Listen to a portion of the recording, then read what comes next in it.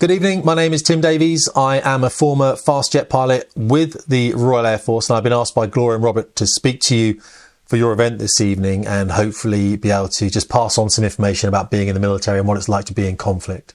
So I've been asked to speak about three things this evening, which is my background and experience. I've also been asked to speak to you about the possibility of a war with Russia and what that would mean to young British men.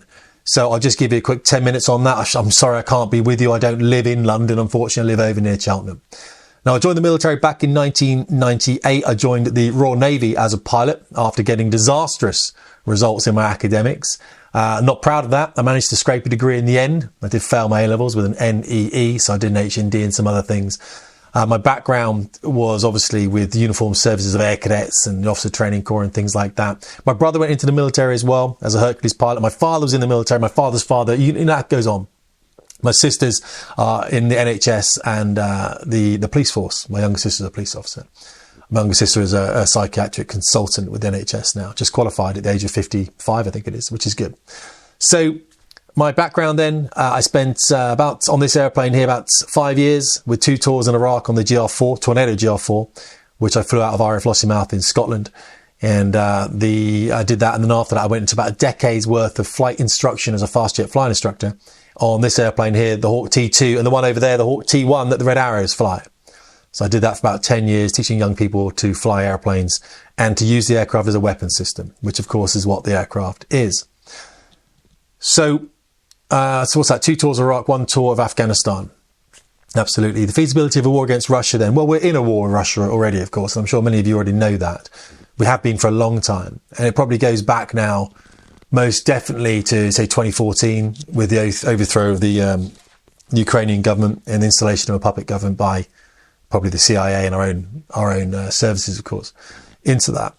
Now, when we've gone into that Ukraine's been at pretty much a civil war. When we've gone into an investment in that kind of country, of course, and Russia isn't very happy with this, having NATO on its border and the expansion of the European Union and NATO across to the east, I feel personally, as a realist, that's inflamed Putin, or at least given him the opportunity to push back on that, which is very stupid of us to do. But let's not pretend that our politicians are international relations professors. They're not.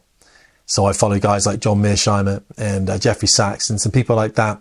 And I look around and read both sides of the argument, and that's how I get my information. And that brings me on to how you might be looking at the military in the United Kingdom. People in the military aren't that well educated on international affairs because the job that they do, coming from personal experience here, is so intense. Even in peacetime, there is no time for them to understand quite complicated and heavily nuanced affairs of international relations. So when I was on fast jets here, I'd be in work probably at about 7:30 in the morning. I'd probably get out about the same time in the evening. And that would be 5 days a week. There's always stuff you're doing at weekends. There's no time to really listen to podcasts or go through YouTube videos or engage with guys like yourself, because there just isn't. All right. It's not possible. You don't have the time. So when you ask people in the military, again, in the military, when you're very young, you tend to be very idealistic. You think you're doing the right thing, very left, that kind of thing. We understand that. You don't want war at all. And of course, as you own property, if you can get on the housing ladder, of course, and in the military, you don't normally do that because you're renting. But if you do get the opportunity to buy your own property in the military, then of course, you sort of swing back more centrist, maybe even a bit more right leaning, which is where I am today. So I know the country is a bit split like that. I understand that. So we're at war with Russia already, and we have been for some time. Our weapon systems are in Ukraine and are being used against Russian troops. And of course, now we're looking, I've just read over the last few days, of engaging Russian troops on Russian soil, which I think is a pretty foolhardy thing to do. But I also felt that we should never have been in Ukraine in the first place. What does Ukraine have to do with NATO, the North Atlantic Treaty Organization? Where is Ukraine when it comes to the North Atlantic? It's nowhere near it. Same with Georgia. These things back in the Budapest summit back in 2008, Putin said these were the red lines, that these two countries can't join NATO. He wouldn't allow it as former states of the USSR, and we wouldn't allow it either. So if, of course, Putin tried to put missiles in Canada or Mexico, we'd say no to that, wouldn't we? And of course, that's called the Monroe Doctrine, what the Americans have. They won't allow Russia to have any influence in the Western sphere, understandably so. Why do we think that's okay, but we don't, of course, think that what Putin's doing is right. The other thing, I get called a Putin apologist the whole time, guys, and I don't see myself as such. As I said, I'm a realist, right? I think about things in a very logical way. My brain seems to be a bit like that. Russia is a very different country to ours. The way that it's managed is through an autocracy, and without that, things do break up very rapidly and does end up in civil war. No two ways about it. So whether we like Putin or not, the truth about the matter is it kind of needs to have a guy like that in charge. And if he wasn't there, believe me, things would be in a significantly worse place than they already are. So the reality of what war against Russia would mean for younger men in Britain, I wouldn't worry too much about that, because we don't have the troop numbers to be able to fight in a conventional manner. We can put training teams in, most definitely. And this bit here where it says, and I'll expose you here a little bit, Gloria, where it says the reality of what war against Russia would mean for young men in Britain. Well, under Mike Wigston, the former chief of the Royal Air Force, his last thing he did before he left was he said that he was going to put the Royal Air Force as 40% women by 2030 and 20% ethnic minorities. Something I've campaigned against, of course. I believe in a meritocracy within the service. We can talk about that later. That's absolutely fine. But of course, 40% women in the Royal Air Force don't think that men are going to be the only people that die in this war. Equality means equality, and if you want equality, of course, that means that you're going to war as well. There's women on the front line in Ukraine, but not very many. And of course, they have been removed from the country, which is a sensible thing to do, because of course, we tend to only send our young men to war. Young men tend to be expendable in wartime. Whether you agree with that or not is a whole other conversation, crikey. So the thing that we'll probably find is high levels of insurrection within the United Kingdom. So there'll be very much like the IRA campaign, bombings, that kind of thing. Increased level of subversion, which is what you're seeing now, of course, through the media in the United Kingdom, where we're being divided into left and right, especially through election with Reform and the Conservatives and Labour. We're finding in our families a lot more vitriol in the conversation. Of course, we're finding people saying, well, no, I think the left is correct, and I think the right is correct. Whereas, of course, beforehand, we would have probably had a reasonably pleasant conversation about that. And if you read any of, say, Thomas Sowell's books, which I do quite a lot, of course, you'll be familiar when Thomas Sowell has said that politics really is just a compromise. There's no right or wrong. And it's exactly the same with international relations. There's just trade-offs. There's no right or wrong. There's no the right is correct or the left is correct. It's just compromises. We all know this, of course. You give free school meals to kids, well, something else has got to drop off. All right. So it's a balance. We understand that. There's no right or wrong way of doing things. And if there was, we'd be doing them already, because I do think initially that politicians have the country's interests at heart. And then obviously things get a little bit kind of cray-cray, don't they? Right, so what we covered, background experience done, fast jet mates, and I did teach a lot of women, by the way, just so you know. A lot of my students were women. It's not a thing in the military, by the way, when people start talking about this. Oh, do you have women flying fast jets? Yeah, loads of them. Loads of women fly fast jets, and all sorts of aircraft that women are flying. They're all over the military, and there's no difference. There have been forever. Women are flying fast jets before I was even in the military. Your background, right? So feasibility of war against Russia. Yes, we're already in it. We've done that one. We know we are, really. Let's not forget. And also, as Smedley Butler would have said, war is a racket.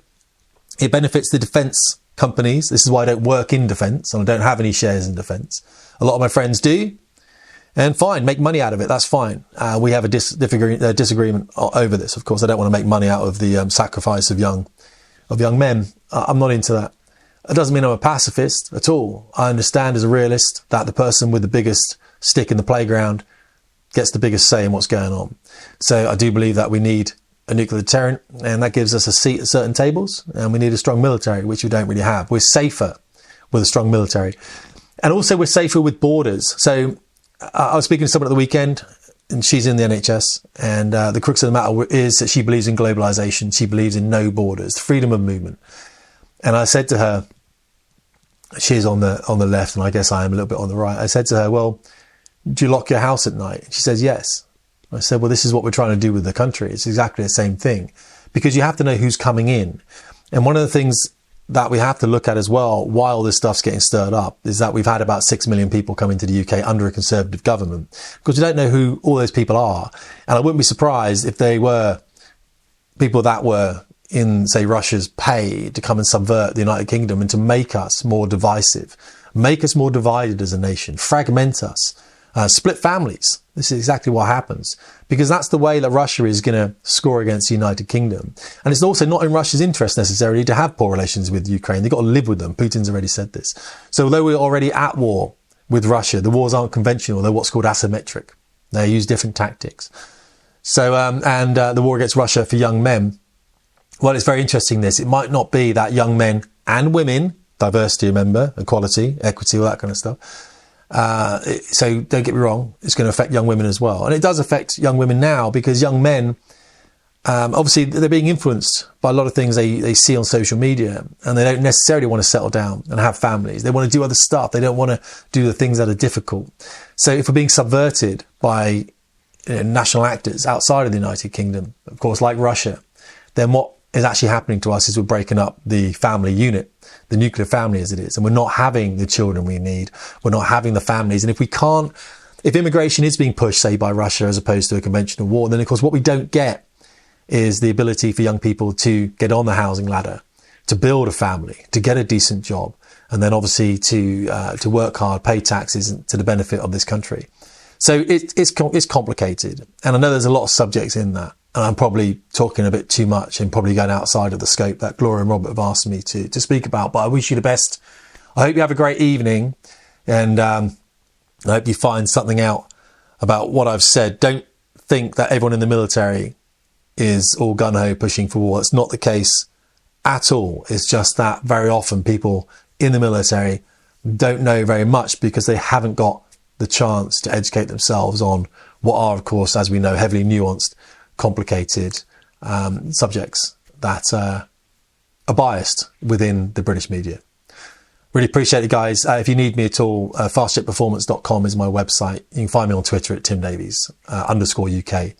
I'll be arguing with someone over something trivial, I'm sure. But have a great evening. Really appreciate your time. Thanks so much.